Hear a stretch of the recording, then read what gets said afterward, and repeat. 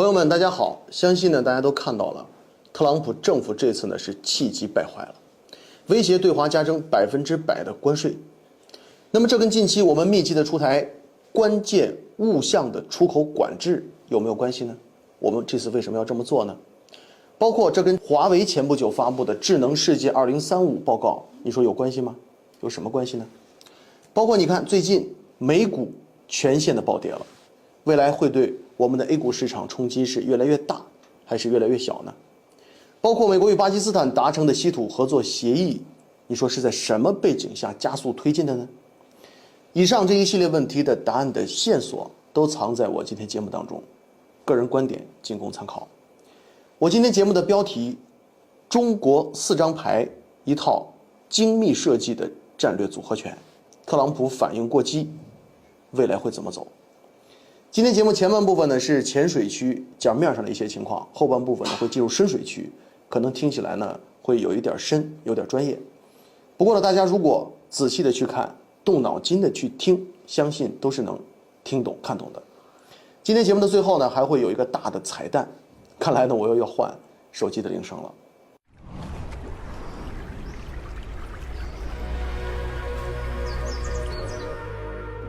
好了，下面请大家跟我一起挽起裤腿，我们一起进入浅水区。2025年的10月9号，我们中国商务部与海关总署联合发布了一个公告，对部分中重稀土、锂电池、人造石墨、负极材料以及超硬材料相关设备与技术实施出口管制。这一措施将于11月8号正式实施。那么这次管制涵盖5大类关键的物项，大家注意听。一就是高纯度人造金刚石及其加工设备；二是能量密度超过300瓦时每千克的高性能锂电池及制造的设备；三就是人造石墨的负极材料以及石墨化的技术。那么四，火、锗、钎等5种中重稀土元素的金属、化合物与功能材料。那么什么叫中重稀土呢？中重稀土这个概念它是与轻稀土相对应的，在稀土元素当中有17种，按照原子的序数与离子的半径，在业内呢通常被分为轻稀土和中重稀土2大类。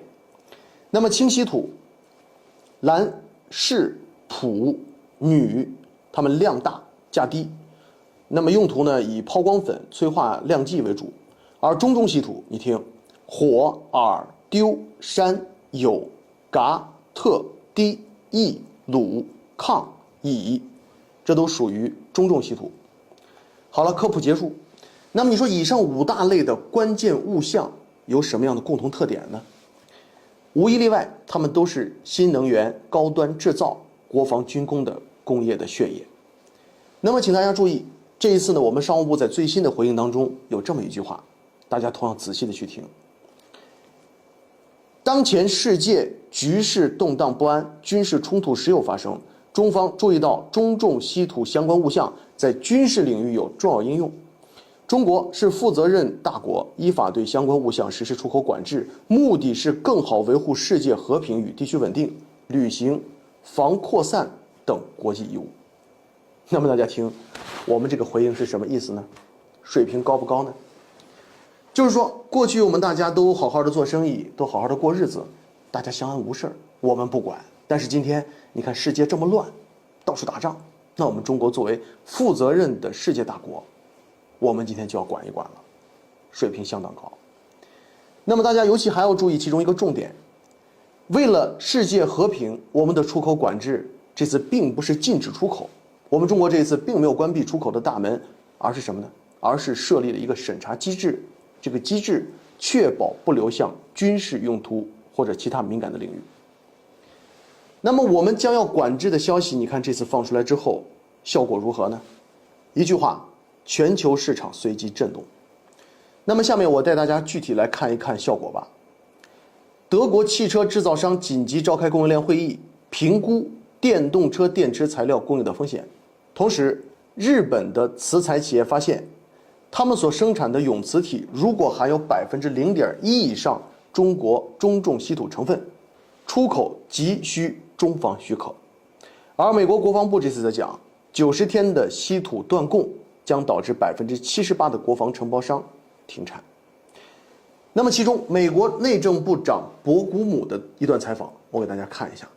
Area of rare earth minerals, critical minerals, China today controls 85 to 100% of all the refining on the 20 most important rare earth minerals that are essential for defense, essential for automotive, essential for high tech in our country. They have a stranglehold on that marketplace. We have to break it. 那么好，问题来了，你说我们这次为什么要这么搞呢？我再来给大家看一个东西，华为智能世界2035报告。9月16号，我们华为发布了智能世界2035报告。这份报告其中预测，到2035年，全社会的算力总量将增长10万倍，计算领域将突破传统的冯诺依曼架构的束缚，催生新型计算的全面兴起。那么这将带来一个结果，就是说，数据将成为推动人工智能发展的一个新的燃料。AI 存储的容量需求将比今年2025年增长多少倍呢？500倍。那么这实际上就是一份技术的蓝图了。这幅图当中所描述的正是我们中国技术突围的战略方向，而且呢，其中它有一个暗示，就是我们中国正在从全球供应链的制造中枢转向规则的塑造者。而且我认为这个技术蓝图跟我们这次的出口管制存在深层的关联。下面我举几个例子，大家先建立一个概念，具体怎么回事，一会儿我会在深水区里边详细的讲。你像锂电池领域，我们中科院的团队突破了全固态电池界面技术的瓶颈，实现了自我修复式的电池接触。再比如说超硬材料行业，我们中国的企业已经实现了大颗粒的高品级的金刚石的批量化的生产。那么这些创新它不是孤立的技术突破，而是我们国家产业链安全战略的一个内核的支撑。为什么我这么说呢？因为你看，在华为的这个报告当中的算力的愿景，与我们这次管制的高性能的锂电池，就是说能量密度大于300瓦时每千克直接相关。这类电池呢，不仅是电动车的核心，更是未来分布式算力节点的储能的基础。那么我们通过这次的管制，既可以保护我们的领先的技术，也可以掌握未来智能世界的基础设施的命脉。那么面对我们这次的战略出击，你看特朗普政府这次的反应显然过度了，由此引发了全球的震荡。所以说呢，我们看到当地时间10月10号，特朗普政府在社交媒体上宣布说，自11月1号起，对中国产品加征100%的额外关税，并对所有关键软件实施出口管制。那么这一决定呢，或将使美国对中国商品的平均关税飙升到130%以上。你看特朗普这次直接讲说，此举是对中国出口管制措施的回应。所以说呢，全球市场随后立即做出了剧烈的反应，美股3大指数集体崩盘，纳斯达克指数重挫了3.56%，将近4%。特斯拉、英伟达等科技巨头跌幅超过了5%，中国资产成为重灾区。恒生科技指数期货暴跌了5%，触发了跌停。A50期货重挫了4%，中概股的指数跌幅高达6%。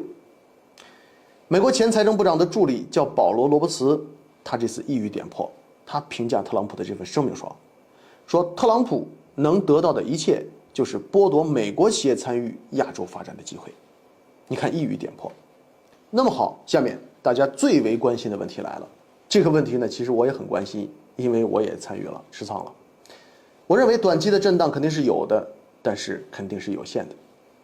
因为今天我们 A 股的韧性可以说走出了独立行情的这种底气，包括底蕴的能力正在变得越来越强。那么我今天这个分析，这个结论呢，不仅仅是情绪化的，是主观的，而是我基于历史的规律，基于市场的基本面与政策环境来综合分析判断的。你看过去我怎么不讲这个话呢？所以说呢，我认为未来 A 股并非毫无招架之力，抵御的能力会越来越强。我总结了3点原因，3重缓冲。那么第一重缓冲就是估值安全边界的这个缓冲。你看当前沪深300的指数市盈率是多少呢？是13.39倍，它低于过去25年的17到18倍的中位数水平。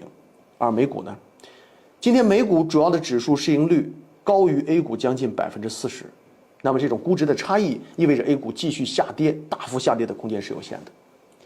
那么第二重就是经济基本面的边际改善的一个缓冲了。什么意思？1到8月份，我们全国规模以上工业企业的利润同比增长了0.9%，扭转了5月份以来的持续下降的这个态势。其中8月份的单月利润的增速达到了20.4%。那么这个数字与美国经济所面临的政策收紧压力是不同的。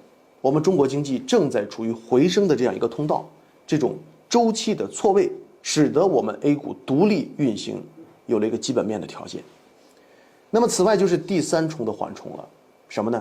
就是我们政策工具箱的充足储备的这个缓冲了。你看我们4季度国内经济政策仍然会聚焦于稳增长，货币政策依然保持宽松的这个基调，财政政策呢很有可能加大基建投资的这个力度。那么如果市场出现了非理性的下跌，国家队的资金等稳定力量有望及时的介入。讲到这儿呢，我还有一个账号叫中南韬略，大家可以在这个账号上获得更多这方面